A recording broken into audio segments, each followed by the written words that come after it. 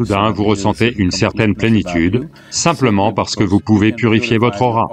Il existe différentes façons de purifier l'eau. C'est bien qu'au moins l'eau que vous buvez soit purifiée de manière à ne pas être empoisonnée chimiquement. Il y a une certaine purification de la dimension akashique de qui vous êtes. À un moment donné, vous allez ressentir soudain une certaine liberté, un certain relâchement en vous.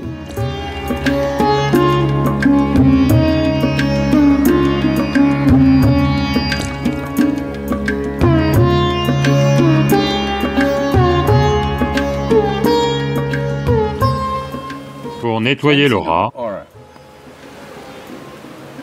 une brise océanique ou le sommet d'une montagne, c'est toujours ce qu'il y a de mieux.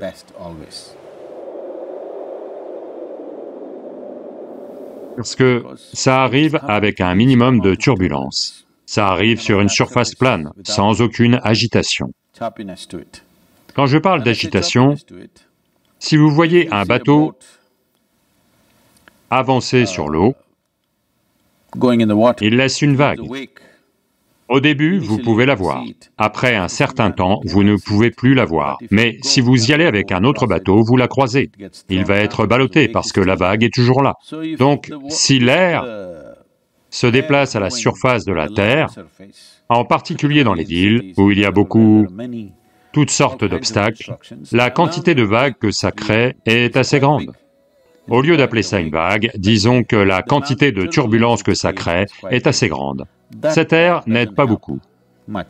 Mais vous allez juste vous asseoir sur la plage. Disons que c'est venteux, un jour de brise régulière, pas cyclonique. Vous vous asseyez là et soudain, vous rentrez à la maison et vous avez l'impression que... C'est quoi cette vie? C'est un test? Test? Vous voulez juste être là. Toute cette activité, vous n'avez pas envie de regarder votre téléphone ni vos emails. Soudain, vous ressentez une certaine plénitude, simplement parce que vous pouvez purifier votre aura. Vous pouvez vous nettoyer à l'air.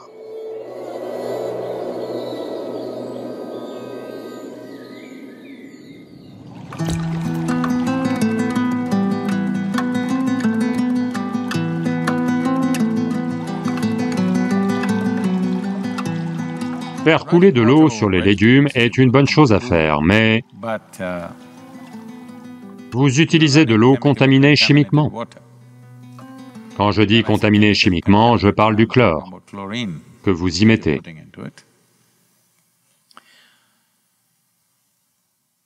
Je veux que vous compreniez ceci. La nature de la vie sur cette planète est telle que ce qui agit comme un poison pour une créature agit aussi comme un poison pour une autre créature, peut-être pas dans la même mesure. Ce qui tue les bactéries vous tue aussi d'une certaine manière, car 52% de votre corps est constitué de bactéries. Ça vous tue aussi d'une certaine façon. Peut-être que vous n'allez pas tomber raide mort, mais ça vous tue. Donc, si vous pouvez tuer des bactéries avec quelque chose, d'une certaine façon, vous tuez aussi une partie de vous-même, mais vous avez fait ce choix à cause de...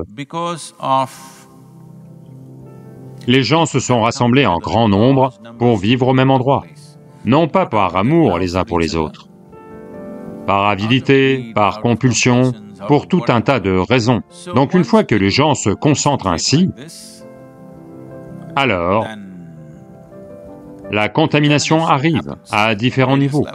Pour contenir cette contamination, on empoisonne l'eau, car il y a trop de choses dehors, si vous la buvez comme ça, vous pouvez mourir, alors vous voulez tuer.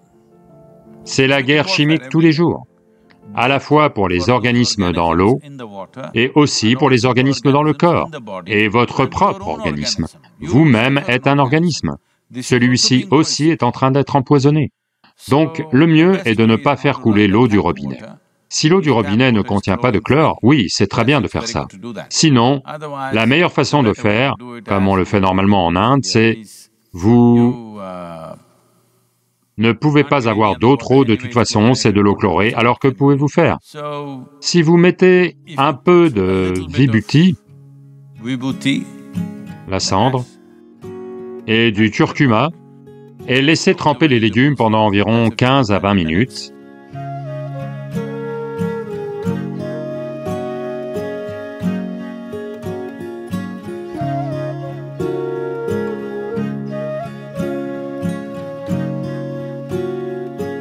Ça a un bien meilleur impact que de rincer avec de l'eau chlorée.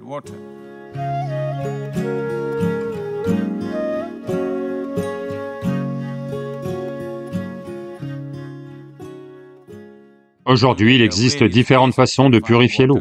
Des méthodes modernes de purification sont apparues, mais elles ne sont pas encore utilisées pour l'eau publique. Les maisons individuelles disposent de différents types de systèmes de purification grâce auxquels vous pouvez purifier l'eau. C'est bien qu'au moins l'eau que vous buvez soit purifiée de façon à ce qu'elle ne soit pas empoisonnée chimiquement. Donc au lieu de rincer à l'eau courante, vous pouvez y ajouter du curcuma et de la cendre sacrée. Si vous n'avez pas de cendre sacrée, vous pouvez juste y ajouter du curcuma. Un peu de sel et de curcuma, ça fera l'affaire. Ou bien vous pouvez mettre un peu de Nîmes. Vous pouvez avoir une certaine quantité de feuilles de Nîmes dans votre maison. Tous les jours, vous pouvez utiliser la même eau. C'est ça la beauté du Nîmes. Si vous avez un seau dont le fond est rempli de feuilles de Nîmes, tous les jours, vous pouvez y mettre vos légumes, les retirer et garder l'eau couverte.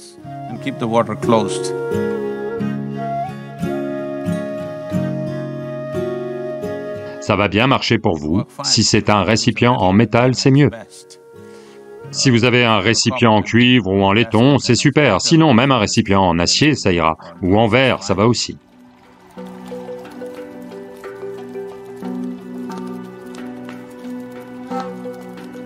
Utiliser le feu comme moyen de purifier votre système est un système très puissant. Ici, à l'ashram, on appelle ça Klesha Nashana, ce qui veut dire détruire ou brûler les impuretés du système.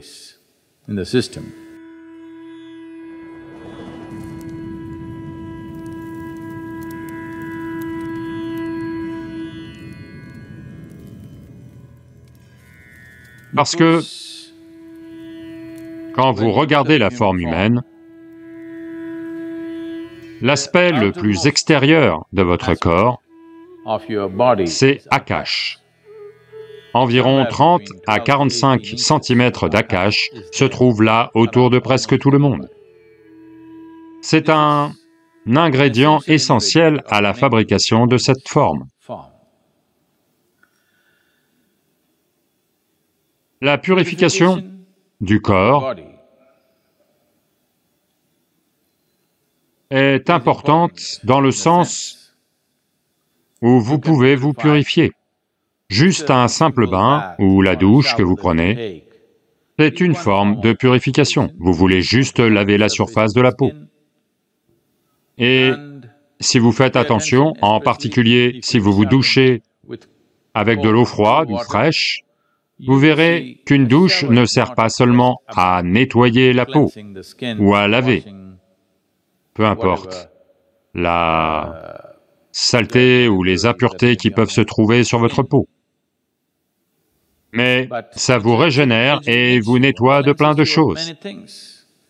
Si vous êtes très stressé, si quelque chose vous préoccupe, quelque chose vous dérange, vous allez vous mettre sous la douche pendant quelques minutes et quand vous en sortez, vous ressentez un certain soulagement par rapport à toutes ces choses. Ce n'est pas seulement parce que l'eau fraîche coule sur votre corps et calme vos nerfs et tout le reste. Ça se produit aussi, bien sûr. Au-delà de ça, il y a un certain nettoyage de la dimension akashique de qui vous êtes. Donc, comme vous pouvez faire un lavage à l'eau pour le corps, vous pouvez faire un lavage au feu pour le corps. C'est ce qu'est Klesha Nashana Kriya. Si la personne qui effectue cette tâche est correctement formée et qu'elle le fait comme ça doit être fait, alors, au bon moment, vous verrez qu'au début, c'est juste du feu, mais à un moment donné, vous allez sentir soudain une certaine liberté, un certain relâchement en vous, parce que quelque chose qui était attaché à vous est parti.